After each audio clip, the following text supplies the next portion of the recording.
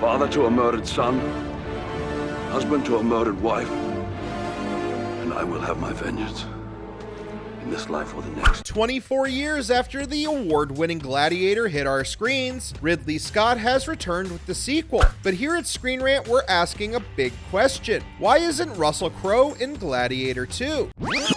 When Gladiator hit theaters in 2000, it was an instant classic, largely thanks to Russell Crowe's commanding performance as Maximus Decimus Meridius. From betrayed general to heroic gladiator, Maximus's arc ended with one of the most memorable deaths in modern cinema. That final sacrifice gave him closure and reunited him with his family in the afterlife. This historical epic left audiences emotionally wrecked, with Gladiator 2 picking up 16 years after Maximus's final stand. The fate of our beloved Gladiator is one obvious reason as to his absence in the sequel, but why not include him in new flashbacks or vision scenes?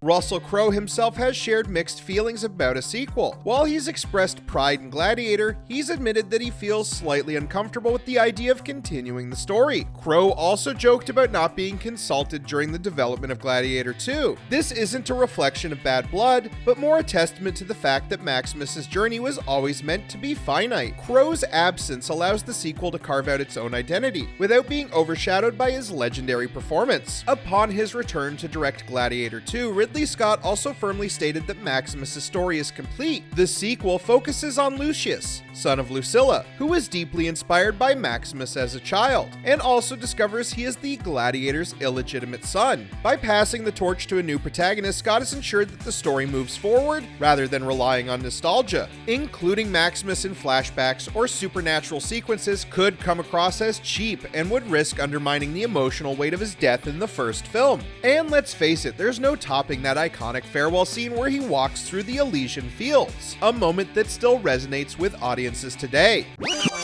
This sequel explores how Maximus's legacy still holds influence among lower classes, as well as Lucius and a new generation of Romans. Instead of rehashing the past, the film builds on the moral and emotional impact Maximus left behind. In a way, Crowe's absence makes Maximus's presence even stronger. He's now a legend, told to inspire the oppressed people in Rome. The focus shifts to exploring how one man's sacrifice can ripple across generations, adding new depth to the franchise. What did you think of Gladiator 2? And do you wish Russell Crowe had a cameo? Thank you for watching Screen Rant, and stay tuned for more movie news.